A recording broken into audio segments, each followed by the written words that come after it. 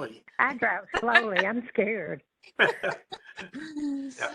All right. Well, if we want to go ahead, it's 10:36 now. If we want to go ahead and get started, so whether it's our contractor or NDOT, whoever wants to kick it off and sort of explain so everybody's on the same page, I say let's get after it. Let's do it. Okay. Well, again, good morning, everyone, and thank you, Councilor Johnston. Sorry, quickly, Yeah. I just want to make sure that we are recording and kind of verify that, and I believe that we are. So I'll let you go. I just wanted to make sure that everything is running smoothly before I have to hop off of here. Good. Thank you, Gil. Thank Yeah, you. and I appreciate that reminder. So this is a virtual meeting. We're not in person. Occasionally we'll meet in person and have a recording going as well, but we're all snug in our homes. And this is really too bad. It's a Saturday morning. It's the first Saturday. Our air conditioning hadn't been working overtime. It's a beautiful morning out there, so we'll get the information we have to get to you and let you enjoy the rest of your day. We are recording this meeting, and one of the reasons we do that is so if you have neighbors that weren't able to attend or did not know about this meeting, we can provide this link to them at a later date, so they'll be able to watch this and learn about the project the same way you all are. There are a couple of housekeeping things with virtual meetings. You may see a little raised hand icon. Feel free to use that and try to get our attention. And I don't mind if you just come off of mute and want to ask a comment as we go. This can be very informal, and we'll appreciate those comments as we go.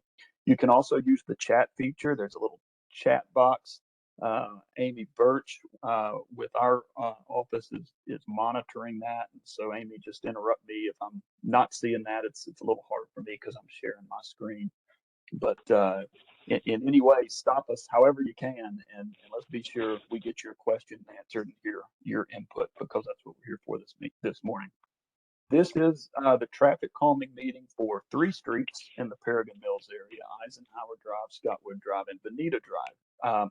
This one's a little bit unique for us because 2 of these are new streets. One of them has been with us for a while, but this kind of serves as the first meeting. It's been a while since we've been in touch with Benita Drive, but they got selected on in a previous class of traffic calming.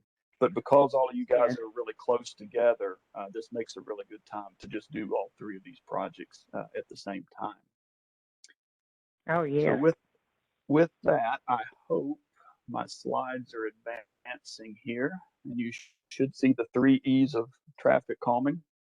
So I'm going to give you this morning a little bit of an overview of the program, and then try to quickly get to our thoughts on the appropriate traffic calming measures for these 3 streets. I'm going to share with you a plan because I want to get your feedback on that. And if I'm close, it might move us on down the line a little bit towards implementation.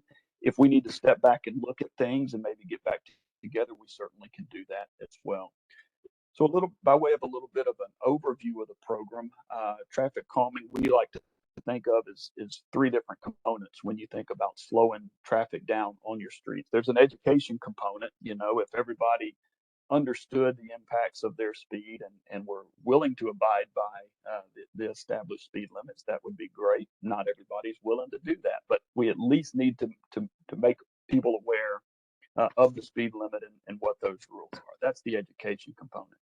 Enforcement is exactly probably what you think of. If there were an MNPD, if we had a police officer cruiser set up at the corner writing tickets every afternoon, I think that would probably solve the bulk of our problem. But as we all know, MNPD has a lot of other obligations and is doing very important work out there, and they just don't have time to do traffic enforcement at the level that we feel like really changes things in most areas.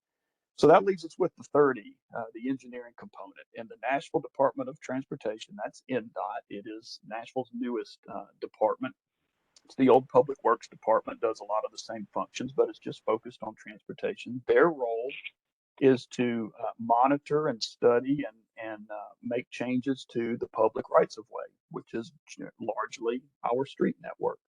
And so the engineering component comes in when we say, are there changes that we can make to the street that will help with speeding and behavior of motorists? And in fact, there are some things we can do. You're probably already familiar with a lot of those, having seen it in other neighborhoods. And I've already heard some chatter about that this morning, your thoughts on traffic calming. So I think you all are right in line with the ideals of this program.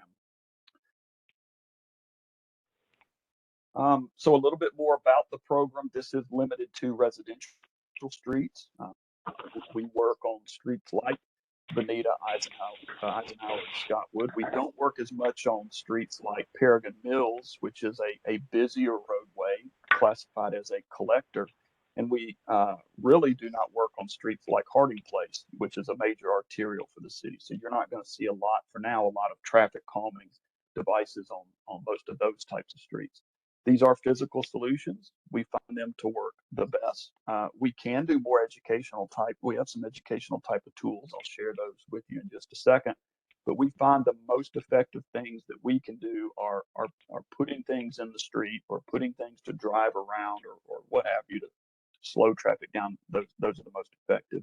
It is focused on speeds. It's not focused so much on cut through traffic. Sometimes we'll have a street where it's really close to a major intersection and traffic is cutting through a neighborhood to avoid, maybe a major intersection, a signal or something like that.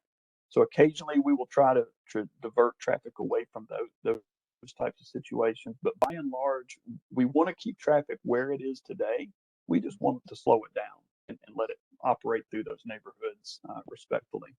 And it's important to note this is over significant links. We're not a block by block type of a situation. Someone mentioned Paragon Mills Park. When you go in there and hit those speed bumps, that's different than what we're talking about. They have a very limited, they're not trying to calm traffic over significant links. They're concerned about their parking lot. And so they have a different type of device in the park there than what we use on the public streets. This is a street program. We don't try to calm the whole neighborhood, and so you all have applied into the program with a couple of streets, and so those are the streets that we're looking at, and those are the three streets we're going to talk about here this morning. We do again use those devices to lower the speeds. And it's also important to note that we have fairly limited resources. So a lot of times people will ask about all-way stops. You know, if we put a stop sign, wouldn't that slow traffic down? Or people might have concerns about a pedestrian crossing and ask us for a crosswalk as part of this. Our toolbox is fairly limited to speed control. Now it can have positive impacts on some of those other issues. But as we look at this, we're really focused on what are the tools that we can put out there to slow traffic down. And furthermore, as I'll show you in a minute, we have a lot of requests around Davidson County. So that's one of the other reasons we're really focused on just a few streets, the streets that the data has pointed to as needing some traffic calming. There are avenues for those other things that I mentioned, like pedestrian issues or other issues. And so we like to remind you of Hub Nashville. It's been around a few years. It just turned earlier in the summer 1 million requests. So that was a big day for them. But Hub Nashville is hub.nashville.gov. It's a one-stop shop for any service request that you have in Davidson County, and that's not just limited to streets. It's all kind of things. So feel free to check that, including other street issues that you may have. Pedestrian and bicycle issues, particularly like requests for new accommodations that aren't there today. We like to provide some contact information for Ms. Anna Dearman. Her email is there. And then also Beautification Commission. There are planning issues or cleanup issues. Mr. J.D. Lane's contact is there as well. I mentioned the demand for the program. It is a very popular program. We're proud of that. We wish we could serve more than we do, but in this last application window that was back in the winter, there were requests for over 400 streets, and 3 of you guys are in the program, and so that is kind of telling. Twice a year, we select roughly 25 different neighborhoods to work in, different street projects, and so to be selected there, as Councilwoman Johnston referred to, is It's good and it's bad. It's good that we were able to come into the neighborhood and hopefully do a great project. It's bad because you met that very high threshold in the first place. That tells us that there's a significant need here. A little bit about how these streets were selected. Our formula we do when you apply into the program, we go out and we measure various things for all of those 400 streets, and we like to think of it as it's roughly 70-30. 70% of the score is based on safety. You can see how that's broken down here. 30% is more about non-drivers, actually, pedestrian accommodations, people who might be wanting to walk on the street or bicycle on the street, and because of the speeds are just afraid or unsure about doing that. And we hear that all the time. A lot of people ask for this program simply because they don't feel safe walking in their neighborhood. And so we look at a couple of different aspects to pedestrian, but the bulk of the scoring, 70%, is about safety. It's about the crash experiences you've had on the street and about the speeds that we measure on the street. Again, our tools are geared toward speed management, so that's the heaviest portion of the score that we look at. Here are the streets that we were talking about. As I said, these were on two different application windows. So Benita Drive was on one application that goes back 6 months or so, and that is from Paragon Mills to Scotwood Drive. And then the other two streets were on a single application, and that was Scotwood and Eisenhower. There were two other streets that were requested. That was Nunley and Duane. Those did not meet the thresholds for some of that data that we were talking about earlier in the same way that these other three streets did. And so you can see these on a map. This is just a visual. The blue streets are the ones that we're working on and talking about here today. The green streets were the ones that did not meet those thresholds, and you can kind of see why. They're significantly shorter, and Nunley is actually a dead end street, so there's just not a lot of traffic, not as high speeds, and so forth.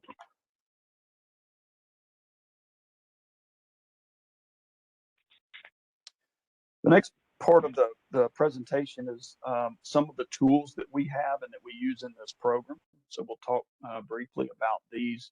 Speed cushions is kind of the bread and butter of this program.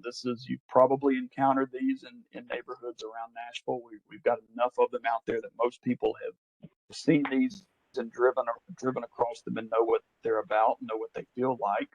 If you haven't, that's okay. We can give you some examples of where to go see those. But speed cushions are called cushions because they're smaller. They're almost like little pillows that we put out in the street. They are broken, as you see here. Both these examples have three separate cushions, and the reason for that is indicated from that slide on the right. It's to help with emergency vehicle access. So those larger vehicles have a larger wheelbase, and while they can't just fly through there, they can get through those much easier because those cushions are tapered on both sides. And so, relatively speaking, they have an easier time navigating than most of our cars do. We don't always use sets of three. Sometimes it just depends on the width of the road as to what drives the configuration that we use. We've mentioned some educational components. This is one of those. Radar feedback signs we use occasionally. Those tend to have a great impact, at least initially. We're doing some study now here in Nashville to figure out what are the longer term impacts of that. Some people say they work great at first, and then nobody pays attention to them anymore. And so we're collecting some data now to validate that, but we still do use these occasionally. These are more for higher speed roads, traffic that might come through here once every so often. Not familiar with the street. When we get into a very neighborhood street like the three that we're dealing with here, these probably have very limited effectiveness. Markings is another tool that we use. We've done some of these zigzag and kind of creative things to try and call attention to maybe a crosswalk or another sensitive area, but those can have some effectiveness on speed. One of the more common things that we do with markings is to visually narrow the road. Research tells us, and our own experience tells us, that the wider the road is and the more sight distance you have and the further the houses are set back off the road, the more likely it is that we're going to go faster. If we feel comfortable going faster, that's how we will drive by and large. And so if we can visually narrow the road and bring things a little closer together, that generally tends to help. I know there is some parking on these streets. It's not continuous like it might be in more urban settings, but that parking that's on the street, while it might lead to cars getting hit, like we heard earlier, it has been shown to have some traffic calming efficiency because of those obstacles that are in the street. In other words, it helps to visually narrow the amount of pavement that's available. Speed tables is another one, very similar to speed cushions. It just doesn't have a brake in them, but they function the same way. These are generally a little bit longer, and we might use these on a little bit busier streets with higher traffic volume or higher speeds, but it's just another tool in the toolbox, as are traffic circles. And these, if the conditions are right, these can be very effective, but the conditions have to be just right. You got to have a pretty big intersection with a lot of pavement out there. They work best when the traffic is balanced on the two intersecting streets, and so on. They have to be very flat with very little grade there. So we have used these. We don't use them very often for several of those reasons. They have that same thing over by Superior Park, though, and it's not a wide street. I mean, it's put over there. I used to live over there, and it's wide right in the middle, and they have traffic on both sides of the streets, and there's not a lot of traffic that cuts through. So I didn't understand that aspect of what you're saying on that. Is that over in the Waverly Belmont area, you're saying? Yeah, over off the Sweetbriar. I Yep. think it's Sweetbriar, I believe it is, or Dallas Avenue that has one in there. And it's traffic on both sides of the streets, and they have one in there, but it's just the park is down the street, about 2 miles down the street, but yet they have it there, and it's a lot of congestion over there, but they put that in there a long time ago. And then you were talking about putting up I'm sorry to interrupt, but you were talking about putting up the speed calming for the display for your speed. Well, if these people that are driving down the speed like Fast and the Furious, coming around the curves, don't care about you driving and backing up in your driveway, then they're not going to care if you post the speed limit up there. I mean, you have stop signs, you have speed limits, they run the stop signs, they don't care. I mean, I've had people pull in the neighbor's yard across the street when I try to back up in my driveway, and they don't care. They would literally try to run you over. It's almost like Dodge City with vehicles over here. You actually have to just come over to the neighborhood and see.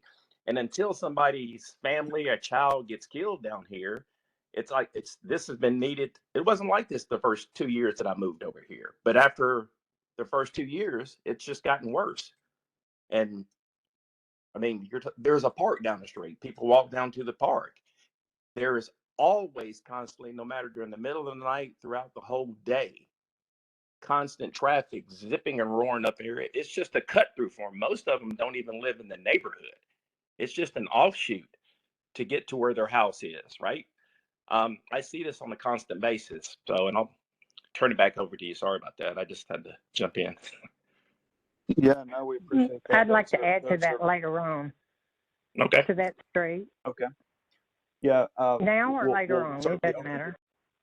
Okay. We'll finish getting through some of the countermeasures that may be in our toolbox, and certainly come back to you. But those are sentiments that we hear on neighborhoods all over Nashville, and so appreciate you sharing those. I think one final tool that we have is really more geared toward urban areas where you have more on-street parking and things like that. It's called Chicanes, and it's kind of an artificial zigzag through the street and given some obstacles for traffic to navigate as they go through. Just a little bit about the process. By this chart, we're about a third of the way through the process, so congratulations. There's been a lot of work leading us up to this point. You all made an application I believe this application, while it was recently selected, I think it actually goes back a few years. And so I don't know if the applicant is even on the call. I don't even know who that person was, but I mean, we have it, but I don't know off the top of my For head. Benita? Benita was me, so. Okay. Benita is me too. Yeah, so we Yeah, and got I'm in Benita Scotwood. represented. Yeah, and I'm on Yeah, I think we Scotwood. have 3 for Benita. Yeah, I submitted the application, and thank you to y'all who signed it. But yeah, it was a while ago for sure. It was a while ago. It So was I'm June glad, 2020. So well, I'm glad you're still here and still in the neighborhood and still with us. And thanks for still having committed. patience with us. We always tell people, once you apply, we don't forget about you if you didn't get selected. And this is kind of case in point. These have kind of come back from 2 and 3 years in arrears. And so we're Yeah, getting to yeah. those. So we appreciate that very much. So we've done the application. You all were selected. We've done the prioritization, the selection, and that's what has brought us now to meeting 1. Coming out of today's meeting, we'll go back and make any adjustments to the draft plan that we're going to show you here in just a second as needed. And if needed, we'll come back and do another one of these with you and show you what changes we made. That's the meeting number 2 that you see there. And then finally go to a ballot process. And we can talk more about that if you want to. It has recently been modified a little bit, but it is an online ballot now. We used to ask you to go door to door and get signatures from your neighbors. We don't ask that anymore. What we do is we send out mailers, much like the cards that you probably got for this meeting. It's just a little bit of a different card. It'll have a QR code that you can access the online ballot at the Nashville.gov website. You can review the plans. You can you can do anything. Hopefully, get any questions answered that you have, and then you can actually vote for it. And so that's been a real nice advancement for the program. We used to, on that petition process, neighbors would toil for months and months, and it took a really long time, and now it's a much more defined process. And then finally, coming out of that, depending on the results of that ballot, we go to construction and actually see these implemented. All right, let's see what questions you have as far as the program or the process, or if you just want us to get right into talking about your streets in particular, we'd be glad to do that too. But I did put our contact. I'm Jeff Hammond with Birch Transportation. So feel free after the meeting or anytime you have questions, feel free to loop me. And you heard briefly from Gil Thomas. He's the gentleman on top there at Nashville.gov, our program manager. So any questions you have? Okay. I'd like to start. Okay, go ahead. Okay. I live about 5 or 6 houses from Peregrine Mills Park. And my suggestion, they do cut through here, and it's always been like that. I've lived here for 50 years. But they have a little raceway, and it's from the entrance of the park going toward Peregrine Mills, going up Benita, and fast as they can till their line is Tampa Drive. Once they pass Tampa Drive, they see how fast they can get there. Then they kind of slow down because going up that hill, there's cars on both sides of the road, and it's hard for them to continue speeding. And they have hit several cars up there. But if you could slow them down from the park entrance to Tampa Drive area, like maybe one of the cushions or a couple, they couldn't get up enough speed to speed up Benita. Yes, But and right one now, around, that's like a little racetrack. yes, and one past Tampa around the curve because they hit that before they get up there. But it has to be a big medium in order to stop them, to make them hit their pipes. But there's so many kids, and most bikes are kids, children. They're walking dogs from in the morning early to dusk. And it's people walking, people jogging, people going to work, kids riding bikes. There's just everything going up and down both sides of the street here. So it's very important for them not to speed from this area to Tampa Drive especially, because it's dangerous. I see them all the time pulling their kids over. Okay. So that's my only suggestion for this area. Okay. Well, let's take a look at Benita. I was having a little bit of network issue, kind of cutting in and off. So I'm going to turn my camera off, and maybe that will help some. Can everyone see the plan here for Benita? Yes. Yeah. Okay. Jeff, I have a quick So- question on Benita as well. The cushions, how big is the gap between them?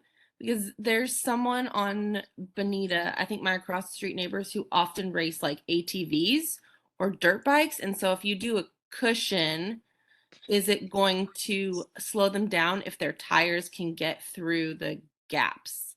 That's a big, like, I can hear them and see them with like smaller vehicles.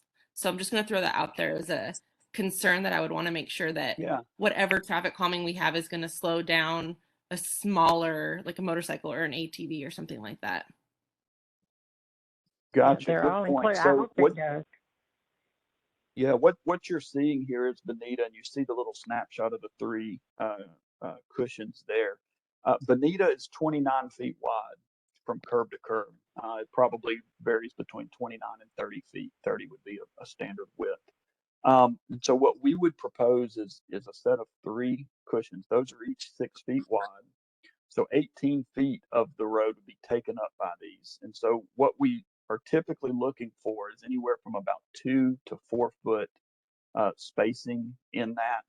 And so, unless it's a very, very small ATV, they're going to have to put one set of wheels on there. And that's what most cars do too. A lot of times people will think, well, I can at least get through and only put one side of my car on the cushions and the other side won't hit anything. That's kind of the worst way to drive over these in my experience. I think it's the easiest way to navigate these is just to take one of the cushions and try to hit right in the middle of it. And so I think with an ATV, you're going to find that they are going to be affected by it.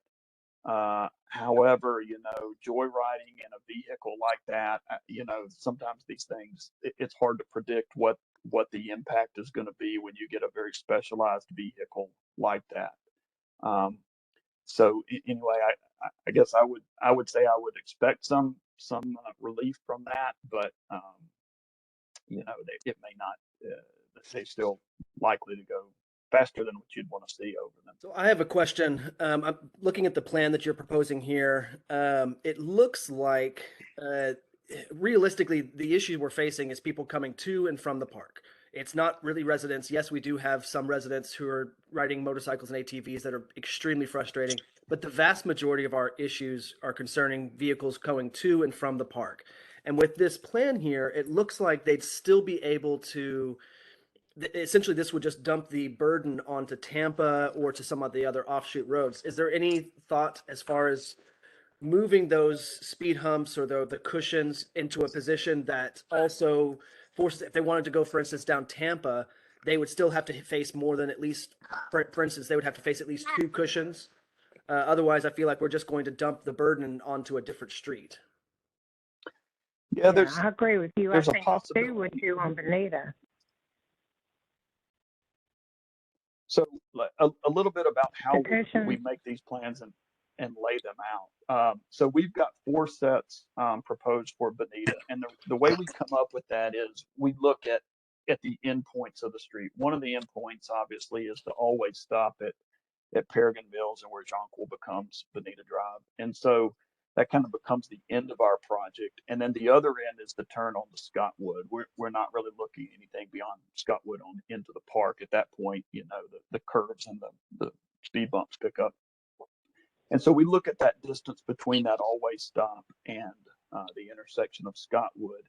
And then what we're looking for is a spacing of about 400 to 600 feet between each set of speed cushions. And our experience tells us that's kind of the optimal. It's not onerous for people that live there, and it doesn't push traffic to other streets generally, but it's enough to where that's a close enough spacing to where most people don't want to encounter that speed cushion and then speed up just to hit the next one. It gets you a kind of a slow progression of traffic in the 20 to 25 mile an hour range is what most people feel comfortable driving that on. So the question about could they be shuffled so that someone on Tampa would encounter more of those. It's possible. So a little bit. One other thing I would point out on the plan, you see the little numbers there. Those are just addresses. This is just meant to give a concept or a rough early thought about where we would put these speed cushions. The one that says 439 could possibly be shifted to the north a little bit and be on the other side of Tampa, so that if you did come down Tampa, you would encounter two of those. We would just have to look at that spacing, but that's the type of input that we're looking for, and it's a great observation. Yeah, that would actually be good, because I think the one at 453 is just a little bit far down from the park, or right out of the park. So if you go from 439 a little bit down, because they hit that curve right off of Tampa, and they can't see anything, and until they're almost on people that are on the streets or cars. And I see the brake lights all the time. I'm at my door or in my yard, and I can see where they're hitting their high points and stuff, and they pick it up and they. So let me ask you, so you're saying there's not a lot of traffic coming from Benita and then turning right onto Scotwood. Pretty much what we're trying to counter is traffic going straight into the park. Is that Yes. right? No, I'm at 435. I'm Joel, and I'm at 435. So as soon as I come out my driveway and take a left, I'm on Tampa. But from Tampa, as they go down past my address at 435, they hit past the first house on the right, and that's where the curve really starts going into. And they're going super max speed right there, to where I always see people have to brake or try to dodge and avoid somebody else, where they're right up on them, because they can't see. It's blind going around that curve, and they don't care. I totally agree with that. 432. I live at 432. I'm right there at that on the right. What you're talking about. So. Yeah, I agree. I am on 441, so that's a wide space, so they think they can really go through fast. So it's definitely coming from Scotwood through Benita.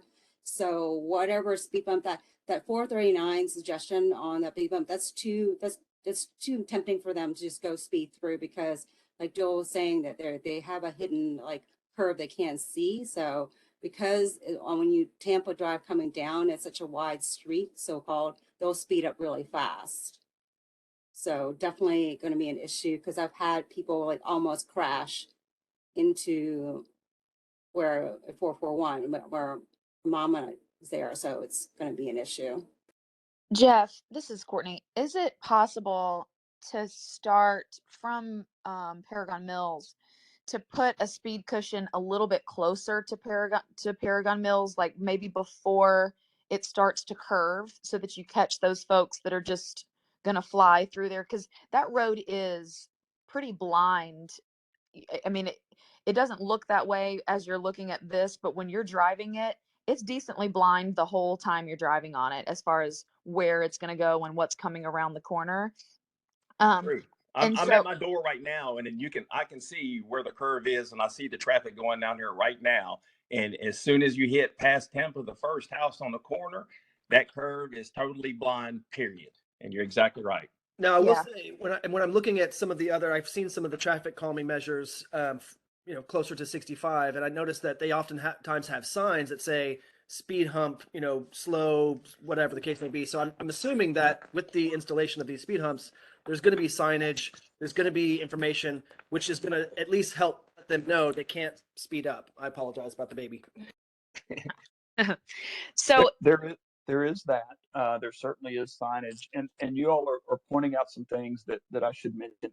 And this next street is a good example, but we're going to see, like when we get to Eisenhower, there are even better examples of this, where we have to be very careful about what we put on curves, where we're describing something as a blind curve.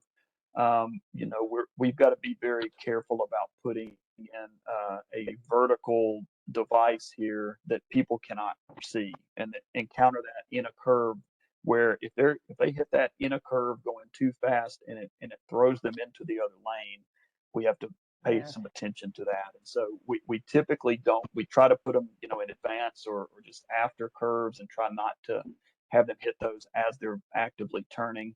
And then the other thing, as we get closer to Paragon Mills here, if I'm remembering right, it's a little bit of a downslope going toward Paragon Mills, and so we have to be careful on that vertical grade as well. So just to keep those in mind. But certainly appreciate the feedback. If I understand right, I think we're talking about either adding or shifting cushions to have another one in between Tampa and Scotwood. Yes. Okay. I'll say in other traffic calming meetings that I've had, because someone mentioned that it would possibly divert some traffic to Tampa.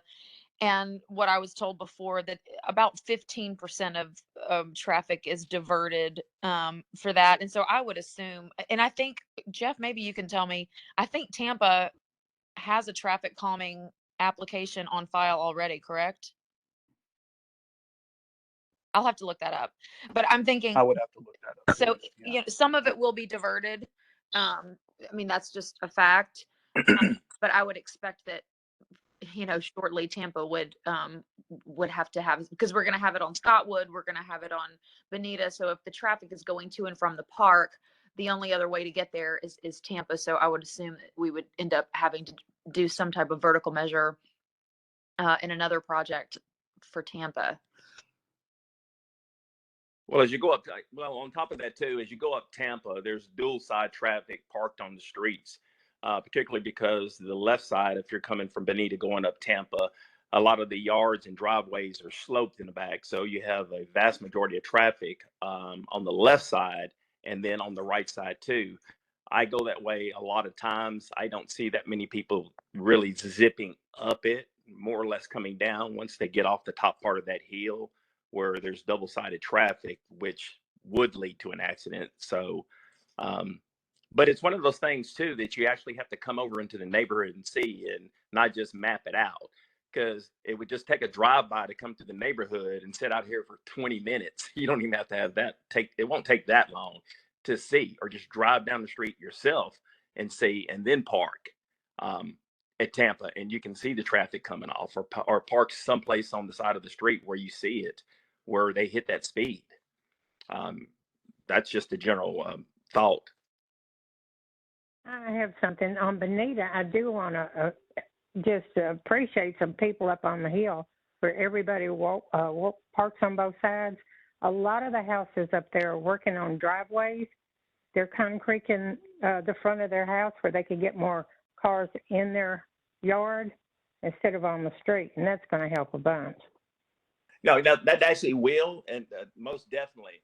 But the top part, going back to a previous when we were talking about the mediums being there, where the ATVs and motorcycles are coming down, it's typically coming from the top of that hill on the right side going up Benita, where that house up there is almost like it's a business for the amount of people that they have. Yeah, I know. Right? Yeah. And so that's where a lot of the park, a lot of wrecks have been up there, parked cars on the street, and loud music. Just throw that in there. Yeah, Matthew's next door to them, and then I'm directly across the street from those people. So yeah, I don't see how you tolerate that. It's bad enough with that's why I did traffic calming, because they block my driveway at least once a week with what's going on. There is too many cars at that one area. It's bad up there. It's true, especially if it's a residence and it's being used as a business. Yeah. Rebecca, see, that's why email me about that, please. Because I mean, this is obviously not traffic calming related, but if someone will email me with that address and what you're seeing, I can get codes, I can get police, because nobody should have to deal with that. Whatever's going on, we need to figure out what it is and solve it. Okay. Sounds good. Courtney. I have a question. One thing that we see a lot, we're 433 Benita, so we're right at the bottom of that blind curve if you're coming from the Jonquil four-way stop, is when people are speeding, when they hit that curve, they're going too fast to stay on their side of the road, and so they just kind of swerve into oncoming traffic. And if we have these like lower speed bumps that we've seen in there, will that slow them down to the point that they will stay on the right-hand side of the road? They certainly should. Can you hear me okay? Okay, I've switched devices here.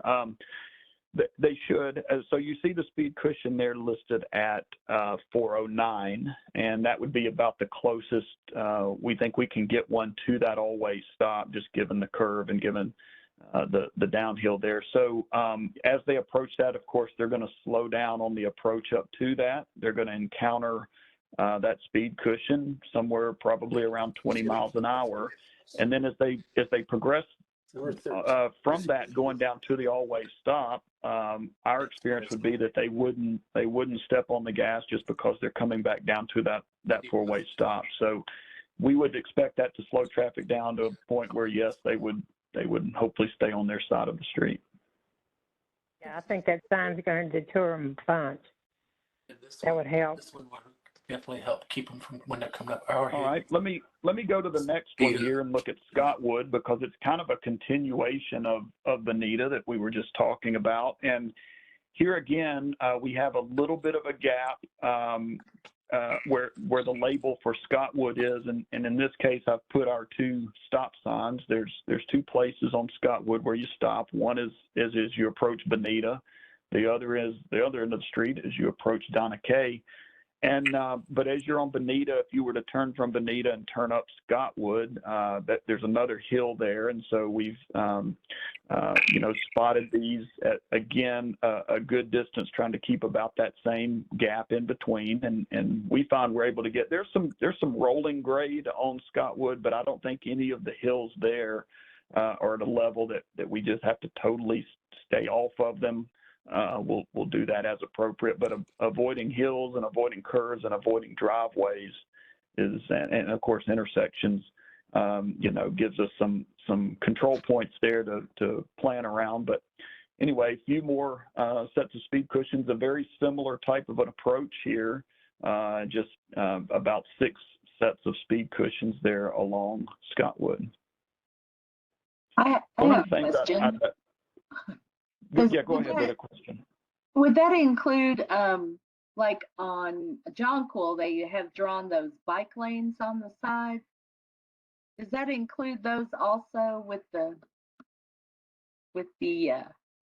humps or whatever?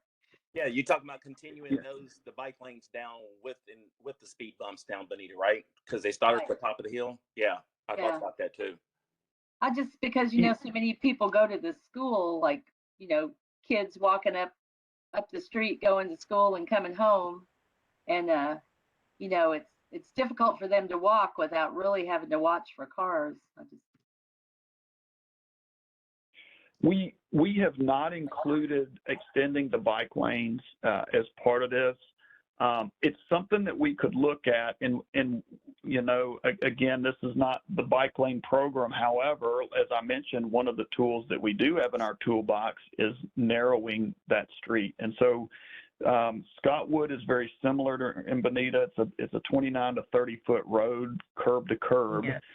And so if we were going to narrow that, we would probably take a different approach. And I think what we would say is, if you were interested in that and continuing, whether we mark them as bike lanes or not, I would, we would have to consult with the bike lane team on that. But we certainly do have the ability to narrow the street to about 20 feet wide just by putting stripes on the road.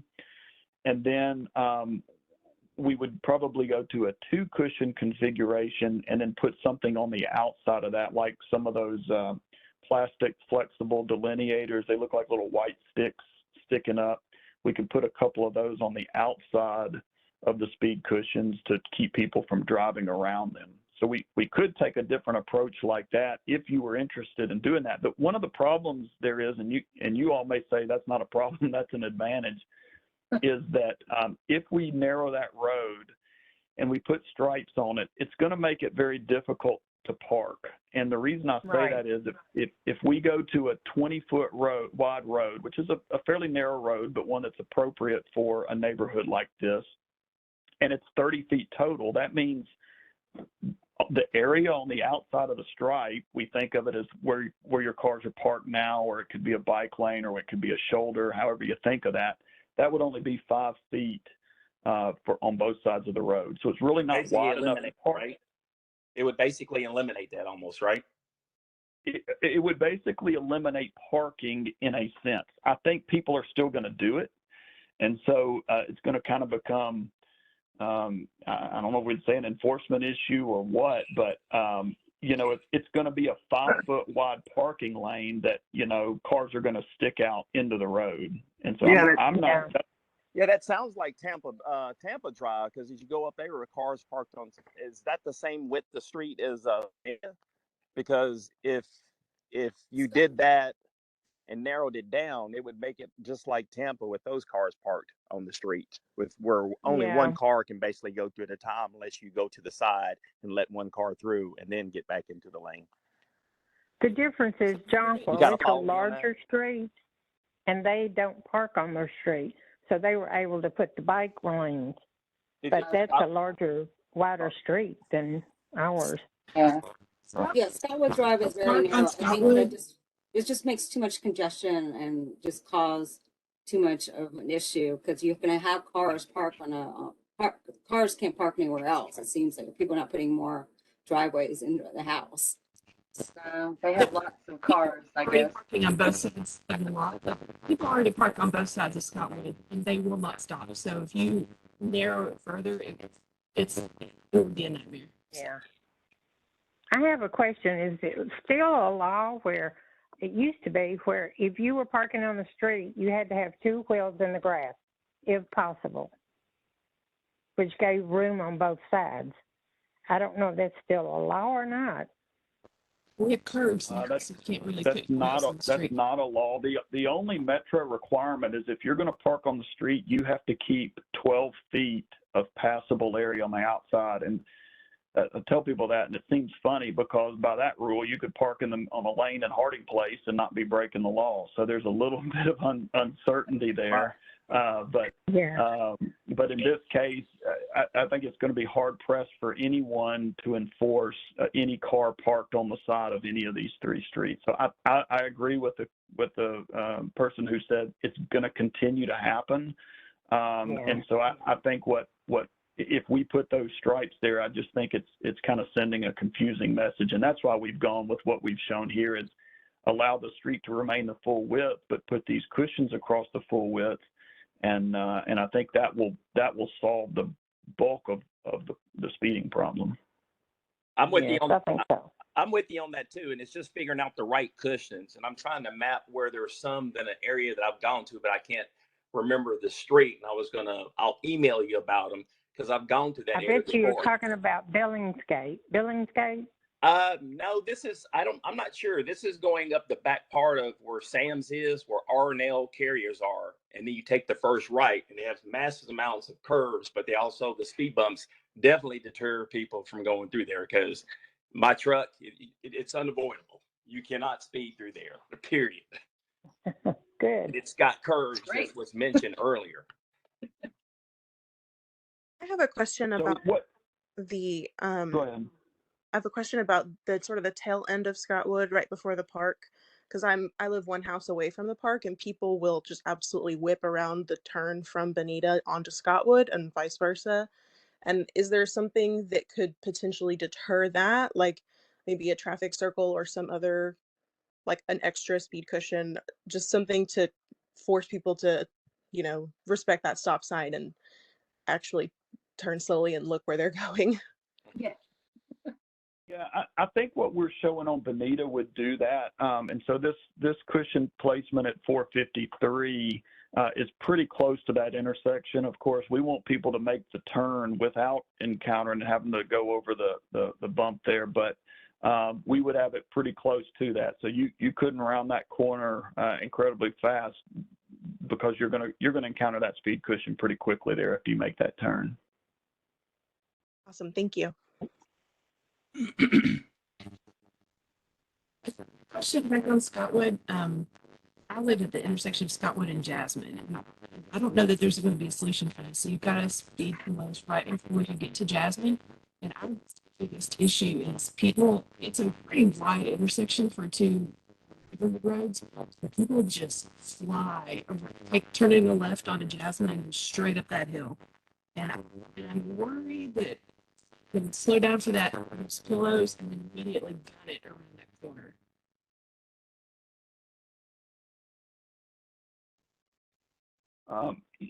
Yeah, I understand. You know, I guess our thought would be, you know, I don't know that putting the cushion would exacerbate the problem, would make it any worse, but I understand what you're saying. And I guess there's, you know, some level of that could happen on every street. You know, if we calm this one street, people might make up for it on others. But, you know,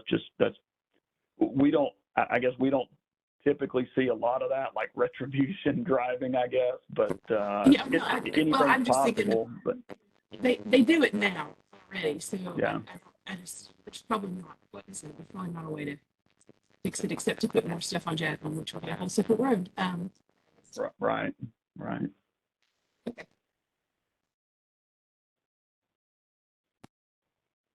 Any other comments on either of these two streets?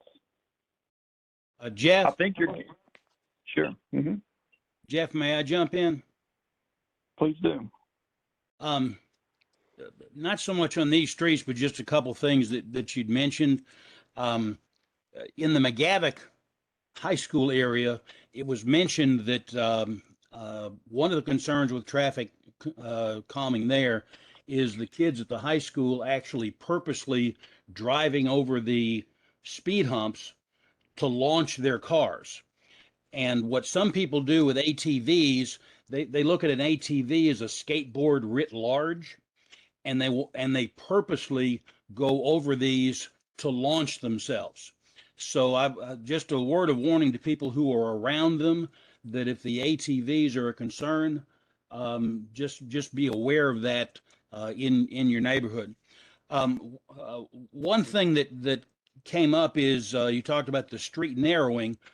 Trees are always a great way to narrow a street. Route Nashville wants to plant 500,000 trees in the city in the next 20 years or so forth. Is there an opportunity here for you to narrow the street with some street trees that would add to the neighborhood and all that, and work with Route Nashville? Or is that something that's just not going to work and you got to stick with the white poles and so forth? It's a great suggestion. It's one of the reasons earlier in the presentation we showed that contact information for the beautification team, and they may be able to help with that, with some tree planting and figure out, you know, where can that go? Is that in the right of way? Is it out of the right of way? We're not going to have the resources in this program to do kind of like a cutout or anything of the excess pavement.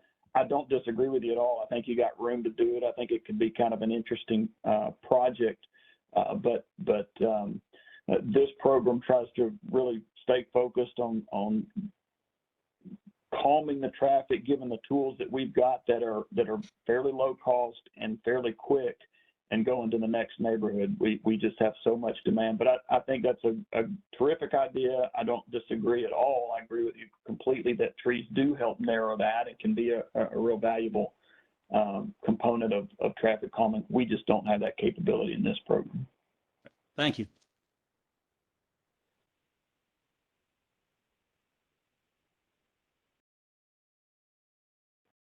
I'm going to go ahead. I don't know if anyone here is from Eisenhower. Eisenhower, while it is close, it's in your neighborhood. It's a little bit separate from either of these two. So we're down at the other end of Peregrine Mills Road. And so just by way of orientation, you see Peregrine Mills Elementary School here. And this project, if you followed Peregrine Mills all the way down to where it dead ends, that's where Eisenhower starts. And so we go from Peregrine Mills Road over to Gary Drive. I think technically Eisenhower changes to something else, but anyway, from Gary to Peregrine Mills. This one's probably our most challenging street in terms of grades, and you also have the major intersection here of Eisenhower and Linbar, which, if you're familiar with that, you can barely see it on this image, but traffic backs up through that from the Linbar Harding Place intersection there, and so it's just got some real challenges. We have spotted 2 sets of speed cushions in between Peregrine Mills and Linbar.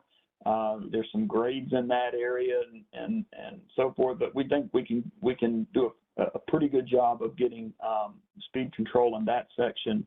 The other section is very challenging. So if you turn on Linbar from Harding Place, your first left is Eisenhower, and that goes straight up the side of that hill. That's a very steep climb there all the way up to this next street, which is called Jeffrey.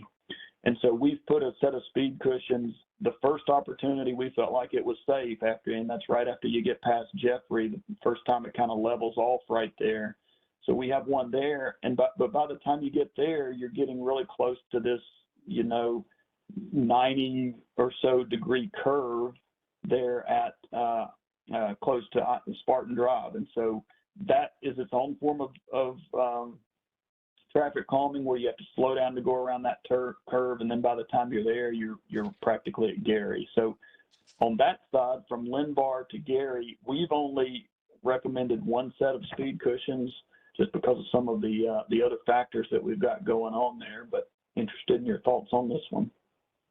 Well, that sounds great. I know where you're talking about. It sounds like that would help. I think it will. I think even on that side, slowing traffic down before it gets to that Jeffrey intersection and starts to head down toward Linbar could be a big help. Is anybody on the call from this street, live on this street? I don't think so. Anybody from Eisenhower? Yeah. No, thanks. Okay. Well, we'll continue to look at that one. If we see other opportunities, we can work those in, but I think for now, that's our concept going forward. Any other thoughts on any of the 3? A lot of good feedback here. No, I think we've all said great things that we could do here. Thank you so much, Jeff. I'm just excited that something's happening. And I feel like I don't know a lot of my neighbors, so it's exciting to meet y'all virtually, at least. I'm at 420. We all have the same ideas. That's right.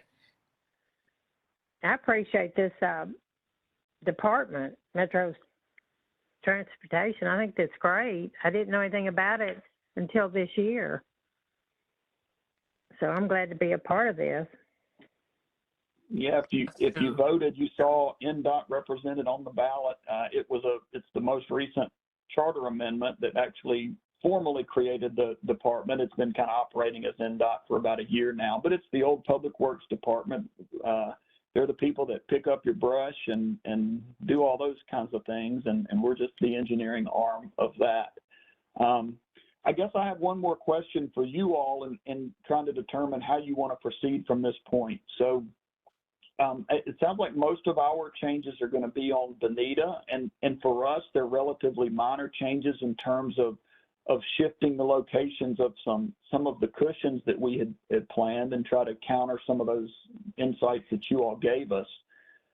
Assuming we can do that, do you all want to get back together again, or would you rather us make those changes and we can get those on the website so you can see that, and then go straight to a balloting process? We're okay either way. I don't want to get this group back unnecessarily if it's a fairly minor change to talk about, but we're more than happy to do that. Yeah, we're I think for us, just move forward. Yeah. Yes, and then have a meeting afterwards to see how it's doing. Yeah, my thing is just making sure the right cushions are placed in the neighborhood to help for the speed. And then the replacements, the adjustments that we had talked about would be the main thing. And I will actually go out today and check the area where I know where some of these cushions are that I know deter the speeds. And I can email you the location of that and if they are actually on the plan. And they could be. I got on here a little bit late for technical issues. Yeah, that would be great if you have known places. Now keep in mind, when we spot these in front of an address, the impacts extend, you know, a couple hundred feet on either side of these actual locations. So just because we don't have one right in front of you know, a known address or whatever, just keep that in mind. And then the other thing, we're going to, of course, if you want to send those, that'd be terrific. But we'll look at that and see, you know, are there curves, are there grades, things we need to avoid. But I'll give you one more thing in terms of a second meeting or not, and it's kind of our philosophy on the balloting process. When we put this out, in my opinion, we're not asking people, do they approve of the exact location of these speed cushions, as much as, do you guys kind of approve of the concept of putting these things on your street that you're going to have to drive over every day? That's what we're looking for some buy-in on, and that's why we put that ballot out there. And so, you know, if there are minor changes, we don't necessarily feel like we have to get together again and kind of go through that. And then you all are voting to approve of those. We're looking for some consensus that speed cushions in general is something that's welcome on these streets. But it doesn't take that many, actually, and the 4 or the couple that you guys are recommending to put in are definitely going to deter the speed coming down the street. And I don't think that's much of an inconvenience for the limited amount once you go off the streets, and then you're on your way to work, stores, or whatever. It's From not my like perspective, I don't think we need, like, make your changes, run with it. That's great. Go for it. My question to you is how many houses is 66%? How much 70, I buy-in believe. do we need? So very good point. Let me talk a little bit about the ballot. I don't have a slide here that lays some of this out, but I'll tell you about it. So the ballot process now, what we're going to do is for every house, we just happen to be on Benita Drive on this slide. So if you live on Benita in between Scotwood and Jonquil, you're going to get a card in the mail, and it's going to give you a link to an online ballot. And you know, if you live at the corner of Tampa, you're going to get that card because you have property that abuts Benita.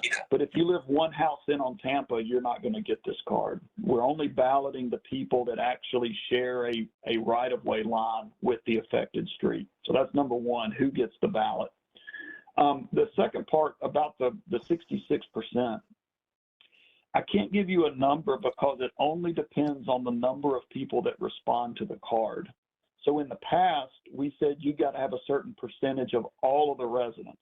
And that's what was really tripping a lot of neighborhoods up, because you have a lot of people that don't own their house, they're rentals, the landlord was out of state or wherever. And it became a very difficult proposition to get 70% of an actual number. In this case, we're going to put that ballot out to everybody by U.S. mail, and then we're going to look for 66% of those responses that come back in.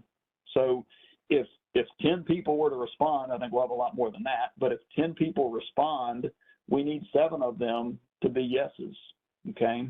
And so that's what we're looking for. So there's not a set number there. What we would encourage you to do is continue to talk to your neighbors the way you would have if you were going door to door. Maybe you've got email, contact list, or maybe you're on Nextdoor, or however you communicate and can get this word out. We welcome that, and you know, hope you'll do that, because that spreads the message even further and try to garner more votes that way. I have a question. I Okay. know that, you know, we're doing a ballot online, but what about the folks who don't have internet? I know because I want to be more inclusive of people who don't. And also, what about the people who don't speak English, you know, and certain things like that, if they understand what's going on the streets, be more informed. Good point. So as far as people who don't have internet access, that's one of the reasons we've gone to a U.S. mail. So we're going to mail them a postcard. And on that postcard, most people are going to find it, you know, easy to go online and vote. Some people won't. And in those cases, we do give, you saw Gil's name and contact a minute ago. We do give his phone number so that someone can read that card, pick up the phone and call him, and he can walk them through that process. If they have questions and they want to see the plans, we make arrangements for all that, so it can be done by phone. The other thing about the card we find to be helpful is that if now I'm in a non-English speaking household and I get this card, I can at least go look for help. You can call Gil and we can get that information to you in Spanish. I think we have Spanish and Arabic capabilities right now. But whatever language it is, you know, if you can at least know how to reach out and get that assistance, we can get that to you. Before, that was another thing we had where, you know, a neighborhood champion like one of you all would go up and knock on the door and they don't speak English and you don't speak Spanish and there's just no communication. So at least now with that written communication, we have some ways to be able to help in that situation. Thanks. Sounds good.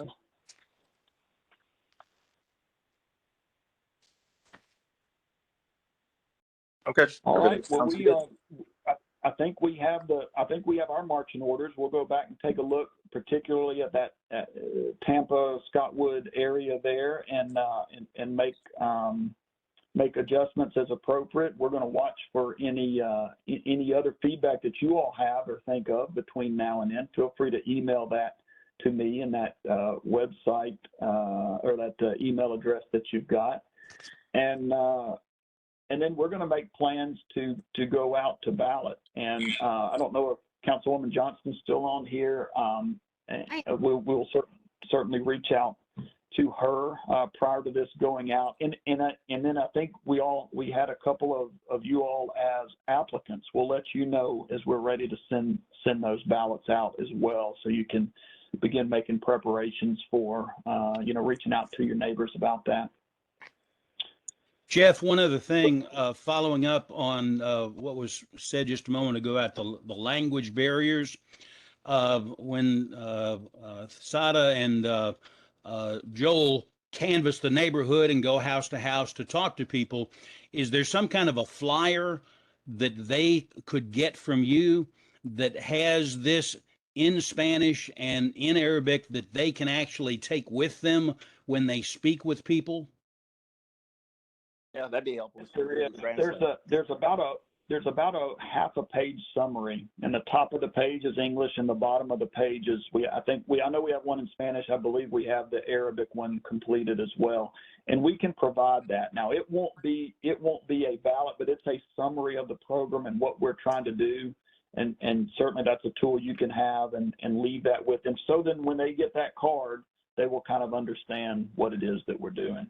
Absolutely. It would be great to have something personal to hand people beyond just the mail. So that's a great thing. Is it on the website, or do they have to get it from you, or do you have to give it to Courtney and she give it to other people? What are the logistics on that? If they can just reach out to me, I can send that to them electronically. And again, my email was on there, but let me just say it and give it to you, and you can write it down. It's Jeff. Put it on the Hammond. chat. You want to put it in the chat? All right. I'm gonna. I did snap it, but for other people, I can just put it in the chat. It's probably easier.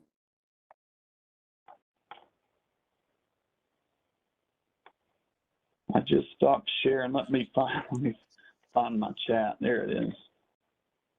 All right, I'm going to put that there.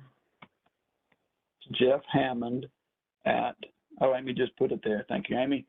Jeff Hammond at birchtransportation.com.